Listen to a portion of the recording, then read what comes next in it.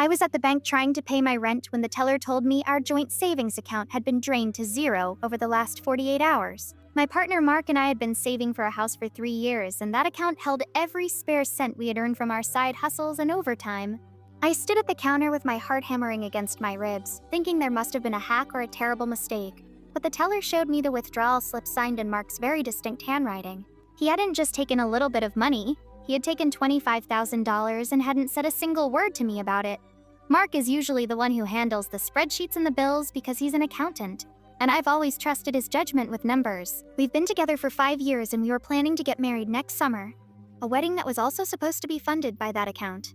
I tried calling his phone 10 times as I walked home, but it went straight to voicemail every single time, which made the dread in my stomach grow until I could barely breathe. I walked into our apartment and found it exactly as it was this morning, his coffee cup still on the table and his gym bag gone. I sat on the floor and waited for 4 hours, watching the sun go down and the room get dark, until I heard his keys in the door. He walked in looking tired but normal, dropping his keys on the counter as if he hadn't just destroyed our future. "Mark, where is the money?" I asked, and he froze mid-motion, his back to me for a long time. He finally turned around and his face was full of a guilt that made my skin crawl. "I had to pay off my brother's debts, Sarah," he said, his voice a whisper. "He got into some trouble with some bad people and I didn't have a choice. They were going to hurt him." I stared at him, unable to process the fact that he had prioritized his brother's gambling debts over our home and our life together. "Why didn't you tell me?" I asked. "Why did you let me walk into the bank and find out from a stranger?" He told me he was embarrassed and that he thought he could find a way to pay it back before I noticed. As if $25,000 could just appear out of thin air. I realized in that moment that I didn't really know the man I was living with.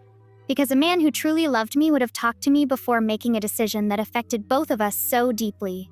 I asked him if his brother was actually in danger or if this was just another lie to cover up a mistake. And his silence was all the answer I needed. His brother had been asking for money for years, and Mark had been secretly feeding the habit behind my back, using our future as a safety net for someone who refused to help themselves.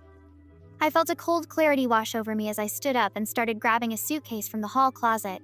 "I'm not staying here to be a backup plan for your family's failures," I told him, and I didn't listen to him when he started crying and begging for another chance. I moved into my sister's spare room that night, and I never looked back. It took me a year to save up enough money to get my own place, and I had to cancel the wedding and tell 100 people that the man I thought I was going to marry was a liar.